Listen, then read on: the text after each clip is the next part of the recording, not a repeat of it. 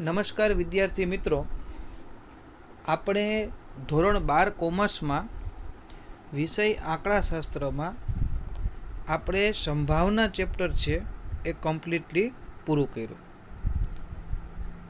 સંભાવના વિતરણની જેમ જ સંભાવના વિતરણ છે એ પણ બોર્ડની એક્ઝામ માટે ખૂબ જ અગત્યનું પ્રકરણ છે.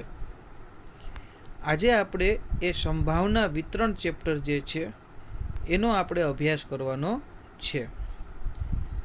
તો શરૂ કરીએ. વિષય આંકડાશાસ્ત્ર ભાગ 2, એનું પ્રકરણ 2, યાદચ્છિક ચલ અને અસતત સંભાવના વિતરણો. બાળકો, બોર્ડની એક્ઝામમાં આ પ્રકરણ ટોટલ 10 માર્ક્સનું પૂછાય છે. આપણા નિયમ પ્રમાણે કોઈ પણ પ્રકરણ આપણે ભણીએ છીએ તો પહેલાં એ કેવી રીતે બોર્ડની એક્ઝામમાં પૂછાય છે એનો આપણને ખ્યાલ હોવો જોઈએ. તો બોર્ડની એક્ઝામમાં આ ચેપ્ટર ટોટલ 10 માર્કનું પૂછાય છે. એમાં વિભાગ એમાં એક વિકલ્પ 1 માર્કનો, એટલે 1 માર્કનો એ વિભાગ. વિભાગ બીમાં 1-2 વાક્યનો ઉત્તર 1 માર્ક, એક જ 1-2 વાક્યનો ઉત્તર પૂછાય છે, એટલે ટોટલ બી વિભાગમાં 1 માર્ક. ત્યાર પછી વિભાગ સીમાં કાં તો ટૂંકો દાખલો હોય છે અથવા તો ત્યાં થિયરીનો પ્રશ્ન પણ હોઈ શકે. એક જ પ્રશ્ન ત્યાં હોય છે અથવા તો એક દાખલો, એના 2 માર્ક હોય, એટલે 2 માર્કનું વિભાગ સીમાં પૂછાય છે. ત્યાર પછી વિભાગ ડીમાં ત્યાં પણ દાખલો અથવા તો થિયરીનો પ્રશ્ન હોઈ શકે. ત્યાં 2 દાખલાઓ અને અથવા તો 1 દાખલાના અથવામાં 1 થિયરીનો પ્રશ્ન, એવી રીતે 3 માર્કના 2 પ્રશ્નો હોય છે, એટલે ટોટલ 6 માર્કનું વિભાગ ડીમાં પૂછાય છે. આવી રીતે 6 ને 2 8 ને 1 9 અને 1 10, બરાબર. આવી રીતે 10 માર્કમાં સંભાવના વિતરણ પ્રકરણ છે એ પૂછાય છે. આની થોડીક ફંડામેન્ટલ્સ થિયરી આપણે દ્વિપદી સંભાવના વિતરણ માટે કરવી જ પડે, તો જ આપણે દાખલામાં આગળ વધી શકીએ. તો થિયરીથી શરૂઆત કરશું. આ પ્રશ્ન બર્નોલી પ્રયત્ન છે. બોર્ડની એક્ઝામમાં 3 માર્કમાં પૂછાઈ શકે એવો પ્રશ્ન છે. તમારી જાણ માટે કહી દઉં, માર્ચ 2019માં બર્નોલી પ્રયત્નના ગુણધર્મો 3 માર્ક્સમાં પૂછાણા હતા. 3 ગુણધર્મો લખવાના હતા અને એના 3 માર્ક્સ હતા. અહીંયા પ્રશ્ન એવો બને કે બર્નોલી પ્રયત્નો એટલે શું, તેના ગુણધર્મો જણાવો. 3 માર્કનો પ્રશ્ન બને. જો વ્યાખ્યા અને ગુણધર્મ બંને પૂછવામાં આવે તો વ્યાખ્યાનો 1 માર્ક હોય અને ગુણધર્મના 2 માર્ક્સ હોય. જો ખાલી ગુણધર્મ પૂછે તો 3 ગુણધર્મ લખવાના હોય અને 1 ગુણધર્મનો 1 માર્ક હોય. તો ચાલો પહેલાં બર્નોલી પ્રયત્નોની વ્યાખ્યા સમજીએ. મોસ્ટ આઈએમપી ક્વેશ્ચન છે. ધારો કે એક દ્વિવિધ વિકલ્પવાળા. હવે દ્વિવિધ વિકલ્પ એટલે શું? તો કે જે પ્રયત્નમાં ફક્ત 2 જ વિકલ્પો મળે. કોઈ પણ પ્રયત્ન કરીએ તો એમાં ફક્ત 2 જ વિકલ્પ મળે, કાં તો સફળતા અને કાં તો નિષ્ફળતા. આવા દ્વિવિધ વિકલ્પવાળા યાદચ્છિક પ્રયોગના 2 શક્ય પરિણામો, સફળતા એટલે કે એસ એટલે કે સક્સેસ અને નિષ્ફળતા એટલે એફ છે. જો આ પ્રયોગનું સમાન પરિસ્થિતિ હેઠળ પુનરાવર્તન કરવામાં આવે અને દરેક પ્રયત્નમાં સફળતાની સંભાવના P એટલે સફળતા 0 P 1 અચળ હોય તો આવા પ્રયત્નોને બર્નોલી પ્રયત્નો તરીકે ઓળખવામાં આવે છે. વ્યાખ્યા સમજીએ. પહેલી તો ધારણા કે ધારો કે દ્વિવિધ વિકલ્પવાળો કોઈ પણ 2 શક્ય પરિણામ કે જેમાં ફક્ત સફળતા અને નિષ્ફળતા 2 જ પરિણામ મળતા હોય, આવા પ્રયોગનું સમાન પરિસ્થિતિ હેઠળ પુનરાવર્તન કરવામાં આવે અને દરેક પ્રયત્નમાં સફળતાની સંભાવના અચળ હોય તો એને બર્નોલી પ્રયત્ન કહેવામાં આવે છે. એક તો દ્વિવિધ વિકલ્પ હોવા જોઈએ, એ વિકલ્પમાં કાં તો સફળતા અને કાં તો નિષ્ફળતા, અને આ પ્રયોગને સમાન પરિસ્થિતિ હેઠળ પુનરાવર્તિત કરી શકવા જોઈએ. અને દરેક પ્રયત્નમાં સફળતાની સંભાવના છે એ અચળ દે તો એવા પ્રયત્નોને બર્નોલી પ્રયત્નો તરીકે ઓળખવામાં આવે છે. મોસ્ટ આઈએમપી વ્યાખ્યા છે બાળકો, ખાસ તૈયાર કરજો. હવે બર્નોલી પ્રયત્નોના ગુણધર્મો છે એની વ્યાખ્યા ઉપરથી જ તમે તારવી શકો છો. જુઓ, પહેલું ગુણધર્મ, દરેક બર્નોલી પ્રયત્નમાં મળતી સફળતાની સંભાવના અચળ રહે છે. ઉપર વ્યાખ્યામાં જ કીધું છે કે જો દરેક પ્રયત્નમાં સફળતાની સંભાવના અચળ હોય તો એને બર્નોલી પ્રયત્નો કહેવાય. તો પહેલો ગુણધર્મ કયો થયો? તો કે દરેક બર્નોલી પ્રયત્નોમાં મળતી સફળતાની સંભાવના અચળ રહે છે. ત્યાર પછી બર્નોલી પ્રયત્નો પરસ્પર કેવા છે? નિરપેક્ષ છે. બરાબર. આ નિરપેક્ષ ઘટનાની વ્યાખ્યા આપણે સંભાવનામાં જોઈ ગયા. એટલે કે કોઈ પણ પ્રયત્ને મળતી સફળતા કે નિષ્ફળતા અગાઉના પ્રયત્નને મળેલી સફળતા કે નિષ્ફળતા પર આધારિત ન હોય. આપણે નિરપેક્ષ ઘટનાની વ્યાખ્યા જ જોઈ ગયા કે ઘટના એ બને કે ન બને એને કોઈ ફરક પડતો નથી. તો આવી જ રીતે તમને એક પ્રયત્નમાં સફળતા કે નિષ્ફળતા મળે એના લીધે અગાઉના પ્રયત્નને લીધે એની ઉપર સફળતા કે નિષ્ફળતાની કોઈ અસર પડતી નથી. તો આ એક બર્નોલી પ્રયત્નોનો ગુણધર્મો છે. ત્યાર પછી સફળતા અને નિષ્ફળતા બંને પરસ્પર નિવારક અને નિશેષ ઘટનાઓ છે. યાદ કરો સંભાવનાની વ્યાખ્યા, પરસ્પર નિવારક અને નિશેષ ઘટના. ત્યારે મેં તમને શીખડાવ્યું હતું કે જ્યારે પરસ્પર નિવારક અને નિશેષ ઘટના હોય ત્યારે કોઈ પણ વસ્તુની કુલ સંભાવના હંમેશા કેટલી થાય? 1 થાય. એટલે અહીંયા તમારી પાસે બે જ પ્રયત્નો છે, એક તો સફળતા અને બીજું નિષ્ફળતા. બેયનો સરવાળો હંમેશા કેટલો થાય? 1. એટલે સફળતાની સંભાવના એટલે P અને નિષ્ફળતાની સંભાવના એટલે Q. તો P પ્લસ Q બરાબર 1 થવું જોઈએ તો એને પરસ્પર નિવારક અને નિશેષ ઘટનાઓ કહેવાય. એટલે તમને જુઓ અહીંયા સૂત્ર લખીને આપ્યું છે, Q બરાબર 1 - P. આવી જ રીતે તમે Pનું પણ સૂત્ર બનાવી શકો, P બરાબર 1 - Q. રેડી? કારણ કે P પ્લસ Q બરાબર 1 થાય. P એટલે સફળતાની સંભાવના અને Q એટલે નિષ્ફળતાની સંભાવના. તો આ મોસ્ટ આઈએમપી ક્વેશ્ચન હતો. બર્નોલી પ્રયત્નો એટલે શું તેના ગુણધર્મો જણાવો. ત્યાર પછીનો સૌથી મહત્વનો પ્રશ્ન અને જેના દાખલાઓ આપણે સૌથી વધુ ગણવાના છે એ દ્વિપદી સંભાવના વિતરણ. એ પણ બર્નોલી પ્રયત્નો ઉપર જ આધારિત છે. ધારો કે n બર્નોલી પ્રયત્નોમાં મળતી સફળતા S અને નિષ્ફળતા F ની શ્રેણીમાં મળતી સફળતાની સંખ્યાને x વડે દર્શાવીએ તો x એ દ્વિપદી યાદચ્છિક ચલ કહેવામાં આવે છે. બે જ પરિણામ હોય, સફળતા અને નિષ્ફળતા. તો એમાં જેટલી પણ સફળતા મળે એને x વડે દર્શાવીએ તો આવા xને દ્વિપદી યાદચ્છિક ચલ કહેવામાં આવે છે. x એ શાંત ગણ એટલે કે 0, 1, 2 થી માંડીને n સુધીની કોઈ પણ સંખ્યામાં હોઈ શકે, કોઈ પણ એક કિંમત ધારણ કરી શકે છે. દ્વિપદી યાદચ્છિક ચલ x નું સંભાવના વિતરણ નીચેના સૂત્ર દ્વારા વ્યાખ્યાયિત થાય છે. બાળકો, આ દ્વિપદી સંભાવના વિતરણનું સૂત્ર છે P ઓફ x બરાબર NCx, P ની ઉપર x ઘાત, Q ની ઉપર n માઇનસ x ઘાત. n બરાબર પ્રયત્નોની સંખ્યા, x બરાબર તમને આપેલી x ની કિંમતો, બરાબર, અને Q બરાબર 1 - P. હવે પ્રશ્ન એ છે કે આ Q અને P છે એ કયું પ્રાણી છે? દ્વિપદી સંભાવના વિતરણમાં સફળતાની સંભાવનાને P કહે છે અને નિષ્ફળતાની સંભાવનાને Q કહે છે. P આપેલો હોય ને Q શોધવો હોય તો Q બરાબર સૂત્ર થાય 1 - P. અને P આપેલો હોય અને જો Q શોધવો હોય તો 1 - Q, કારણ કે P પ્લસ Q બરાબર 1 થાય. આ દ્વિપદી સંભાવના વિતરણની વ્યાખ્યા છે અને આ એનું સૂત્ર. નેક્સ્ટ લેક્ચરમાં આપણે જ્યારે દાખલાઓ ગણશું, સ્વાધ્યાય 2.2 થી શરૂઆત કરશું, ત્યારે આ સૂત્ર તમારા માટે મહત્વનું રહેશે.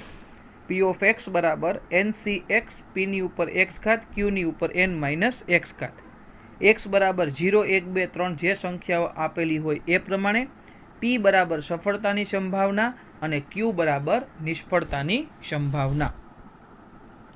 અહીંયા આ સંભાવના વિતરણને દ્વિપદી સંભાવના વિતરણ કહેવામાં આવે છે. આપણે આ વિતરણને ટૂંકમાં દ્વિપદી વિતરણ કહીશું. બરાબર. હવે ખાસ સમજજો, ધન પૂર્ણાંક n તથા સફળતાની સંભાવના p જ્ઞાત હોય, એટલે કે સફળતાની સંભાવના આપણને ખબર હોય, તો સમગ્ર સંભાવના વિતરણ એટલે કે એક્સની પ્રત્યેક શક્ય કિંમતને સંભાવનાને જાણી શકાય છે. એટલે કે જો તમારી પાસે nની કિંમત હોય અને pની કિંમત હોય તો તમે સંભાવના શોધી શકો છો. ખાસ સમજજો, n અને p ને દ્વિપદી વિતરણના પ્રાચલ કહેવામાં આવે છે. પ્રાચલ એટલે અગત્યના ચલ, n અને p.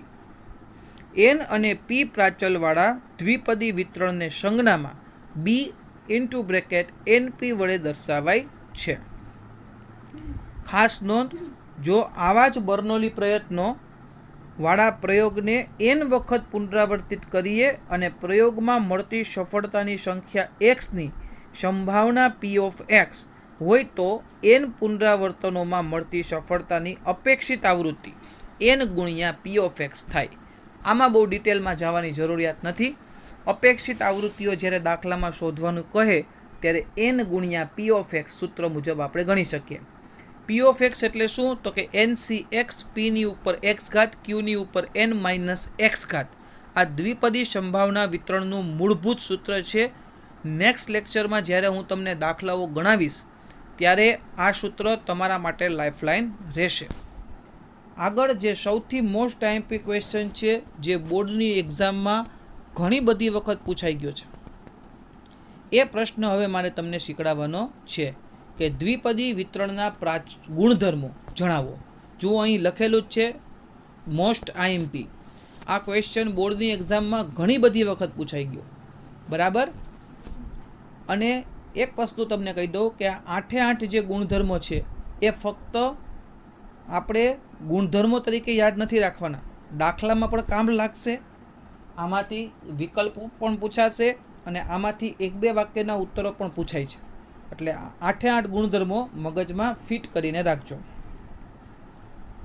બરાબર. દ્વિપદી સંભાવના વિતરણના ગુણધર્મો છે એ આપણે સ્ટાર્ટ કરવાના છે. પહેલો ગુણધર્મ છે, દ્વિપદી વિતરણ એ અસતત વિતરણ છે. વિકલ્પમાં પૂછાય કે દ્વિપદી વિતરણ એ કેવા ચલનું ઉદાહરણ છે? તો કે અસતત ચલનું વિતરણ છે. ત્યારબાદ બીજો ગુણધર્મ, તેના પ્રાચલો n અને p છે. આપણે અગાઉ વ્યાખ્યામાં જોઈ ગયા કે પ્રાચલ છે એ n અને p છે. વિતરણમાં મધ્યક np અને n બર્નોલી પ્રયત્નોમાં મળતી સફળતાની સરેરાશ સંખ્યા દર્શાવે છે. સરેરાશ એટલે શું? મધ્યક. એટલે દ્વિપદી સંભાવના વિતરણ માટે મધ્યક એટલે np. યાદ રાખજો, દાખલામાં ખૂબ કામ આવશે અને વિકલ્પોમાં પણ પૂછાયેલું છે. ચોથો ગુણધર્મ, આ વિતરણમાં વિચરણ npq અને પ્રમાણિત વિચલન વર્ગમૂળમાં npq છે. યાદ રાખજો, વિચરણ એટલે npq અને વિચલન એટલે વર્ગમૂળમાં npq. રેડી? આ બધું વિકલ્પમાં પૂછાયેલું છે. પાંચમો ગુણધર્મ, અને દાખલાઓમાં તો કામ લાગશે જ, દ્વિપદી વિતરણ માટે હંમેશા મધ્યક તેના વિચરણ કરતાં મોટો હોય છે. આ વિકલ્પમાં પૂછાણું હતું. આને સંજ્ઞામાં લખી શકાય np > npq. વિકલ્પમાં પૂછાયેલું છે એટલે યાદ રાખજો, દ્વિપદી સંભાવના વિતરણમાં મધ્યક છે એ વિચરણ કરતાં હંમેશા મોટો હોય છે. એટલે કે વિચરણના છેદમાં મધ્યક બરાબર q થાય, કારણ કે વિચરણ એટલે npq થાય, મધ્યક એટલે np થાય. npq ના છેદમાં np ઉડી જાય તો વધે શું? q. ઓકે. અને p < 1/2 એટલે કે સફળતાની સંભાવના 1/2 કરતાં નાની હોય તો એને કેવી વિષમતા કહેવાય? ધન. અને સફળતાની સંભાવના છે એ પી બે એકબીજાના બરાબરમાં હોય તો સમમિત કહેવાય. સફળતાની સંભાવના અને નિષ્ફળતાની સંભાવના સરખી હોય, 1/2 ક્યારે? જ્યારે સમમિત વિતરણ એવો શબ્દ હોય તો. રેડી? અને વિષમતા કેવી હોય? 0 હોય. બરાબર? આ યાદ રાખજો. P લેસ ધેન 1/2 એટલે કે સફળતાની સંભાવના 1/2 કરતાં નાની હોય તો ધન વિષમતા. P બરાબર 1/2 હોય તો એ આવૃત્તિ વિતરણ સમમિત છે, એટલે કે સફળતા અને નિષ્ફળતા બેયની સંભાવના સરખી, એટલે કે અડધી અડધી છે. P ગ્રેટર ધેન 1/2 હોય તો વિષમતા કેવી છે? ઋણ છે. આ બધા ગુણધર્મો છે એ તમે ખાસ વ્યવસ્થિત રીતે વાંચી લેજો, કારણ કે બોર્ડની એક્ઝામમાં વિભાગ C-માં પૂછાય તો 4 જ ગુણધર્મો લખવાના હોય, પણ વિકલ્પ 1-2 વાક્યના ઉત્તર અને દાખલાઓ માટે આ તમારા માટે ખૂબ જ જરૂરી છે. ખાસ સમજીએ, સફળતાની સંભાવના અને નિષ્ફળતાની સંભાવના એ નક્કી કરવા માટે થઈને P અને Q દાખલામાં ખૂબ જ મહત્ત્વના અને અગત્યના છે. એટલે મેં તમને જુઓ અહીંયા 3-4 ઉદાહરણો આપ્યા છે કે કેટલાક યાદચ્છિક પ્રયોગના પરિણામોમાં 2 જ વિકલ્પ હોય છે. આ પરિણામોને આપણે સફળતા કે નિષ્ફળતા કહીશું. દ્વિપદી સંભાવના વિતરણનો દાખલો ગણવામાં સૌથી મહત્ત્વની વસ્તુ હોય છે કે સફળતા કોને કહેવી અને નિષ્ફળતા કોને કહેવી. સફળતાની સંભાવનાને P કહેવાય અને નિષ્ફળતાની સંભાવનાને Q કહેવાય. વિદ્યાર્થી મોટે ભાગે ભૂલ કરે છે P અને Q નક્કી કરવામાં છે, પછી દાખલામાં કંઈ નથી હોતું. જુઓ, 4 ઉદાહરણો તમને મેં આપ્યા છે કે કોને સફળતા કહેવાય, કોને નિષ્ફળતા. કે ઉત્પાદિત એકમોનું વેચાણ વધારવા માટે આપેલી જાહેરાતની અસર. તમે જાહેરાત આપો શેના માટે? ઉત્પાદન વેચાણ વધે એટલા માટે ને, તો એ તમારા માટે સફળતા કહેવાય. તો સફળતા કોને કહેવાય? તો કે વેચાણ વધે એને, એટલે એને P કહેવાય. અને વેચાણ ન વધે તો શું કહેવાય? નિષ્ફળતા. કારણ કે તમે જાહેરાત શેના માટે આપતા હતા? વેચાણ ઘટાડવા માટે કે વધારવા માટે? વધારવા માટે. જો વેચાણ વધે તો તમારા માટે સફળતા એટલે કે P, અને જો વેચાણ ન વધે તો તમારા માટે નિષ્ફળતા એટલે કે Q. ત્યાર પછી બીજો મુદ્દો, ટાઈપરાઇટરે ટાઈપમાં કરેલી ભૂલ શોધવી. હવે બુદ્ધિથી વિચારો, તમારે ભૂલ શોધવા માટે તમને કોઈએ બેસાડ્યા, તો ભૂલ મળે એ તમારા માટે સફળતા કહેવાય કે નિષ્ફળતા? તો કે ભૂલ મળે તો આપણા માટે શું છે? તો કે સફળતા. અને જો ભૂલ ન મળે તો નિષ્ફળતા. તમે એમ કહો ભૂલ ન મળે એ તો સારું કહેવાય ને, ભૂલ ન થઈ હોય. એવું નથી, તમને ભૂલ શોધવા માટે જ બેસાડવામાં આવે છે. તો તમારા માટે સફળતા શું છે? તો કે ભૂલ મળે એ. ત્રીજો મુદ્દો, ઊંચા લોહીના દબાણવાળા દર્દીને આપેલ દવાની તેના લોહીના દબાણ પર થતી અસર જાણવી. હવે તમે લોહીના દબાણ ઉપર અસર જાણવા માગો તો કોઈને બ્લડ પ્રેશર ઓછું હોય, બરાબર, તો એ સફળતા કહેવાય. જો બહુ વધી ગયું હોય તો નિષ્ફળતા કહેવાય. ચોથો મુદ્દો, કોઈ ઉત્પાદિત એકમ ખામીવાળો છે કે નહીં તે તપાસવું. તમને તપાસવા બેસાડે છે કે ભાઈ આ ઉત્પાદન ખામીવાળું છે કે નહીં, ગોતી આપો. તો સ્વાભાવિક વાત છે કે તમને જે કામ માટે બેસાડેલા છે એ કામ તમે જો કમ્પ્લીટ કરો તો સફળતા, બાકી નિષ્ફળતા. જો તમે ભૂલવાળા કે ખામીવાળા એકમો ગોતી આપો તો સફળતા કહેવાય P, બાકી નિષ્ફળતા કહેવાય Q. ખાસ યાદ રાખજો બાળકો, દ્વિપદી સંભાવના વિતરણના દાખલામાં સફળતા અને નિષ્ફળતા નક્કી કરવો P અને Q એ જ સૌથી મહત્ત્વની વસ્તુ છે. એ એક વખત નક્કી થઈ જાય પછી તો મેં તમને જે આ સૂત્ર શીખડાવ્યું કે P of x બરાબર NCX, Pની ઉપર x ઘાત, Qની ઉપર n-x ઘાત, એ સૂત્ર મુજબ તમારે સાદું રૂપ જ આપતું જવાનું છે. પણ P અને Q ખાસ યાદ રાખજો કે આપણને P પ્લસ Q બરાબર 1 થાય છે, એટલે Q શોધવો હોય તો સૂત્ર 1 - P, અને P શોધવો હોય તો સૂત્ર 1 - Q. આ ખાસ યાદ રાખજો. પણ બાળકો, આજના લેક્ચરમાં મેં તમને જે વ્યવસ્થિત રીતે આપણે વ્યાખ્યાઓ અને ગુણધર્મો સમજ્યા એ, અને સફળતા અને નિષ્ફળતા જે નક્કી કરતા શીખડાવી એ ખાસ વાંચીને તૈયાર કરજો. હવે પછીના નેક્સ્ટ લેક્ચરમાં આપણે મળશું સ્વાધ્યાય 2.2ના દાખલાઓ જે છે દ્વિપદી સંભાવના વિતરણના. પણ એ તમને તો જ આવડશે અને તો જ સમજાશે જો આજના લેક્ચરમાં તમને આ કમ્પ્લીટ કરાવેલી થિયરી તમે વ્યવસ્થિત વાંચી જશો તો.